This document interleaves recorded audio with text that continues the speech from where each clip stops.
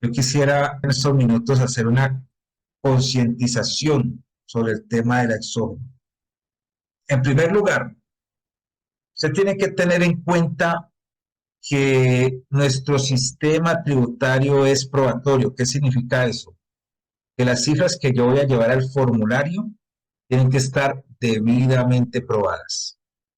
Nosotros al inicio del curso hablábamos de los soportes. ¿Cuáles eran los soportes que se debían exigir al contribuyente para poder elaborar la declaración de renta? ¿Por qué empezamos a hablar de soportes? Porque usted debe construir la declaración de rentas con soportes. Usted no la construye con la información exógena de terceros que reportan del contribuyente. Entonces, no le demos a la información exógena un carácter de prueba absoluta, ¿sí? Digamos que según el artículo 750 del Estatuto Tributario, la exógena es una prueba testimonial para la DIAN, no para el contribuyente. Y por ser prueba testimonial, está sujeta a contradicción. ¿Ok? Entonces, ¿por qué decimos que nuestro sistema tributario es probatorio? Mire, el artículo 632, por ejemplo, me dice que yo tengo que conservar por el periodo equivalente a la firmeza de la declaración tributaria las informaciones y pruebas que han derecho permiten acreditar ingresos, costos, deducciones, descuentos, exenciones y demás beneficios tributarios, créditos activos, pasivos, retenciones y demás factores necesarios para establecer el patrimonio líquido y la renta líquida de los contribuyentes y en general para fijar correctamente las bases grabables y liquidar los impuestos correspondientes, las informaciones y pruebas. Y hay otras normas que dicen que usted los costos y gastos que va a llevar a la declaración pues tienen que estar soportados con factura de venta, documento equivalente, y veíamos que los pasivos deben de estar debidamente soportados por documentos de fecha cierta. Hermano, dice que usted tiene que conservar la exógena, son las pruebas. Si usted va a declarar un inmueble, pues el contribuyente tiene que probarle que adquirió ese inmueble, que es el propietario de ese inmueble, que lo está aprovechando económicamente. Si el contribuyente dice que tiene cuentas por cobrar, tiene que dar soportes de cuentas por cobrar. Si dice que tiene pasivos, tiene que dar soportes de pasivos. Si dice que tuvo ingresos, tiene que dar soportes de ingresos. Eso no se determina con la exógena, por Dios. Eso se determina es con la prueba, con los documentos idóneos. ¿Ok? Y entonces, la DIAN puede hablar de declaración sugerida. De hecho, la reforma tributaria habló de la posibilidad de que el gobierno facturara el impuesto sobre la renta a los contribuyentes omisos con base en la información exógena que tuviera y la información electrónica correspondiente respecto a ese contribuyente. Entonces, la exógena puede ser prueba testimonial para la DIAN y le puede servir para sus procesos de fiscalización, pero no es absoluta. Hacer prueba testimonial está sujeta al principio de publicidad y contradicción de la prueba. Mire, la información exógena es información que no está clasificada, no está depurada. La información exógena que tiene la DIAN está con los aciertos y errores de los reportantes. Si alguien se equivocó, pues ese error está allí en la información exógena. Y no significa que yo tengo que construir mi declaración con base en ese error.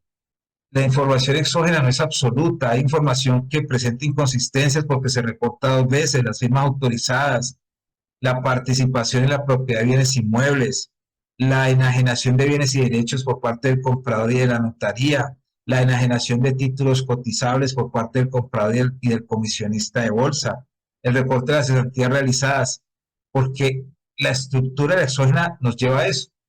Entonces hay que saber también cuál es la estructura de la exógena para saber interpretar los reportes de exógena que yo descargo de la DIAN. Y por eso los reportes de la exógena pues son un referente.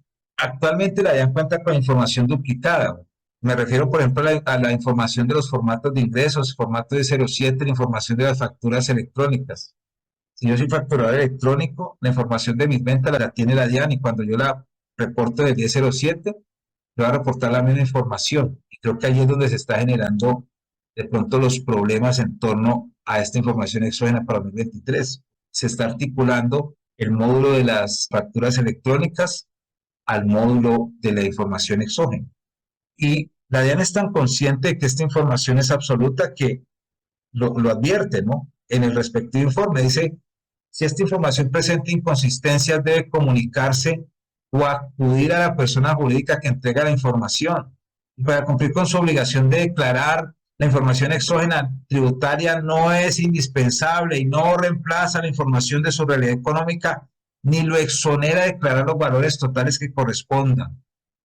La DIAN es consciente de que esta información no es absoluta. Y eso no significa que no sea importante. Es que esta información exógena tiene que ser vista como un referente y no darle característica de condición absoluta. Yo no presento una declaración de renta sin ver la exógena primero, pero no nos puede nublar el reporte que yo bajo de la DIAN respecto de los soportes que yo debo de pedir. Y si el reporte está errado, yo no tengo por qué preocuparme si la prueba está correcta.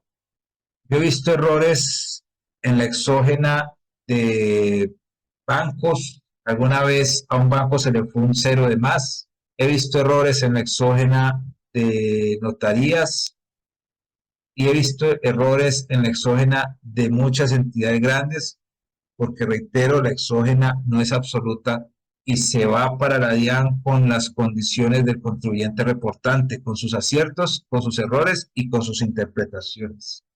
¿Qué cambió de la exógena? Bueno, es que por ahí me decían, no, es que tiene la nueva exógena. Esto no es nuevo. Por Dios, esto es lo mismo de todos los años. ¿Sí? ¿Qué cambió? Por un lado, cambió la forma.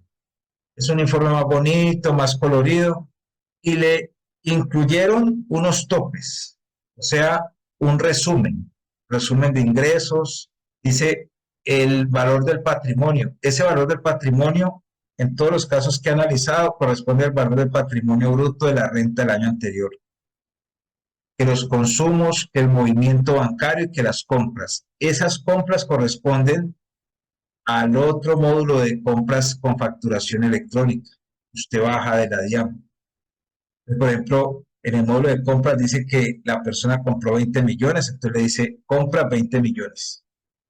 Pero ese módulo de compras le dice de esas 20 millones solamente son válidas 641,000. Pero aquí en el resumen inicial le dice cuál es el tope de ingresos. Supuestamente totaliza todos los ingresos reportados, el patrimonio que es el patrimonio del año anterior, totaliza los consumos mediante tarjeta de crédito reportados, los movimientos bancarios y las compras que las toma del módulo de compras con factura electrónica. Ahora, ese movimiento también, por lo que he visto, está mal reportado, porque se están tomando todos los movimientos sin excluir movimientos asociados a la transferencia de fondos o a la apertura de títulos. Por ejemplo, aparecen ese tipo de situaciones. Dice acciones de Copetrol a nivel de ingresos, acciones de Copetrol, dividendos, lo reporta Ecopetrol y lo reporta el DECEVAL. Uno tiene que saber interpretar. Si las acciones de Ecopetrol que tiene el contribuyente están custodiadas por DECEVAL, hay un reporte doble. Entonces, DECEVAL está obligado a reportar. Mire que son valores similares. Pero que esté reportado 2 veces no significa que usted lo tenga que declarar 2 veces. Es que la exógena le exige el reporte al DECEVAL y también le exige el reporte a la sociedad emisora del título. Algo interesante, otra novedad que trajo este reporte para este año, adicional a lo que veníamos nosotros acostumbrados, es que nos indica en muchos casos el valor reportado en qué renglón del formulario 10 va desde la declaración sugerida, ¿no? Hay una columna que dice declaración sugerida, pero eso es simbólico. Eso no tiene nada que ver con la declaración real que usted tenga que hacer con base en las normas. Esta exógena tiene errores. Errores como, por ejemplo, que aquí me da un dato de ingresos, pero acá abajo no concuerdan. Entonces uno no sabe quién le reportó ingresos. Esos casos, yo aquí tengo 91 millones y abajo sumo mis ingresos y suma menos, por ejemplo. Ese tipo de errores. Y errores en los movimientos bancarios. Por ejemplo, cuando me dicen, no, es que estas cifras van en el renglón 99 del formulario 10 de la declaración sugerida. Es una declaración sugerida, no significa que yo tengo que incluir esos 15 millones en el renglón 99. Puede ser que sí, puede ser que no. Allí es donde está mi juicio profesional, mi idoneidad profesional. Yo tengo que saber que los ingresos de un residente se clasifican según su fuente en el sistema celular. Por ejemplo, en el patrimonio, con respecto a las cuentas, nos indica el saldo final y nos indica los movimientos, nos indica si son de una cuenta exenta del gravamen o si son de una cuenta a la mano. Pero eso es informativo, eso no me va a afectar. Por ejemplo, en el tema de los CDTs que encontré, que dice, por ejemplo, Banco de la Vivienda, CDT 171 millones de pesos, concepto cero, y hay otro que dice CDT, patrimonio bruto, 85 millones, concepto uno. Dice CDT, concepto cero, entonces es un valor que no corresponde a un valor de inversión, es lo que he visto. El concepto uno sí corresponde a un valor de inversión y sin embargo se reporta como si usted hubiese quedado con una inversión al final de 170 millones de pesos. Y aquí lo que pasó fue que la persona tenía un CDT por esta cifra, lo liquidó y abrió otro por 85, ¿sí? Pero lo reporta como un saldo final, allá hay un error en el reporte. ¿Cómo me doy cuenta? Porque tiene un código cero. Pero yo no me debo fijar en eso, yo me debo fijar es en la certificación que entrega la entidad financiera. Me habla de los pasivos por aportes para fiscales, salud, pensión y cesantías, de eso hablábamos, eso es una cuenta por cobrar, igual los pasivos laborales son cuentas por cobrar, ahí no hay nada raro. En el caso, por ejemplo, de los avalúos catastrales, me da el valor total del avalúo y me dice cuál es la participación. Si la participación es del 100 o del 25, si es del 100, sé que todo esté bien, esté en cabeza el contribuyente. Si es del 25, entonces significa que el contribuyente participa en un 25% en este avalúo catastral, pero la totalidad del avalúo catastral va en cabeza de todos los que tienen el 25%. Eso es un error, diríamos, en exógena que siempre se ha hecho de esa manera. Por lo menos este año ya nos dijeron cuál es la participación, pero no significa que aún yo sabiendo que tengo la participación del 25 voy a declarar los 170 millones de pesos porque yo sé que mi participación es solo el 25%. Y bueno, en el caso de las consignaciones, me dicen que las consignaciones son de una cuenta normal o de una cuenta a la mano, son depósitos electrónicos. Parece ser que las transferencias entre depósitos electrónicos y las cuentas normales se reportan con movimientos. Eso me parece a mí que es un error, pero lo reportan. Y a nivel de compras, pues lo que yo les decía, reporta el valor total de la compra que toma el reporte de acá, este reporte de compras con factura electrónica. Me dice el valor de las compras totales y me dice también de esas compras totales, como en este caso 20 millones, cuáles son las que tienen derecho al beneficio. ¿Okay? Que en este caso me dice que son solo 641 mil pesos.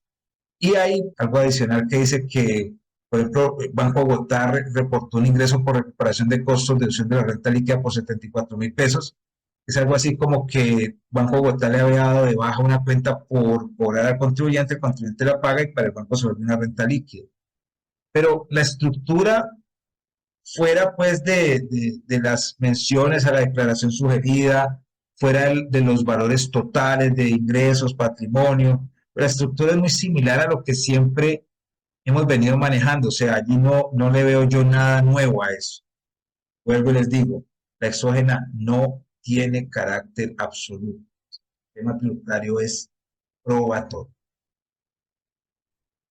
Amanda me dice, eh, a ver, Amanda, es que ahí donde yo tengo que saber, ya me dice que si está reportado, a veces hay que pedir al emisor que no lo reporte. Depende, porque hay información que por sí misma se reporta dos veces. Por ejemplo, si yo vendo un inmueble a una persona jurídica, la persona jurídica me reporta y la notaría me reporta. Lo están haciendo bien. El reporte llegó dos veces a la DIAN. Ambos lo están haciendo bien desde lo que la DIAN exige. Entonces allí yo no tengo a quién hacerle reclamos. ¿Sí? Ya cuando yo estoy seguro que hay un error, entonces yo sí tengo el derecho de exigirle al reportante que corrija el error. Yo les comentaba, hace poco al papá fallecido de una clienta, la DIAN le dijo que tenía que declarar. Cuando fuimos a ver, resulta que la notaría, el proceso de sucesión lo había reportado en cabeza del padre como una venta. La sucesión, los bienes van del causante del fallecido a los herederos. Entonces, eso es una enajenación, porque es una transferencia del dominio del bien de la persona que fallece a los herederos. Pero esa transferencia, la notaría lo había reportado como una venta, como si el causante se hubiese vendido a la hija. Me tocó hablar con la notaría. Y son renuentes, ¿no? Porque ellos, digamos, un poquito con soberbia le dicen a uno, no, es que yo lo hice bien, es que está bien, no nos equivocamos, no era así, les pude mostrar que había un error y que tenían que corregir, y lo corrigieron, ¿entiendes?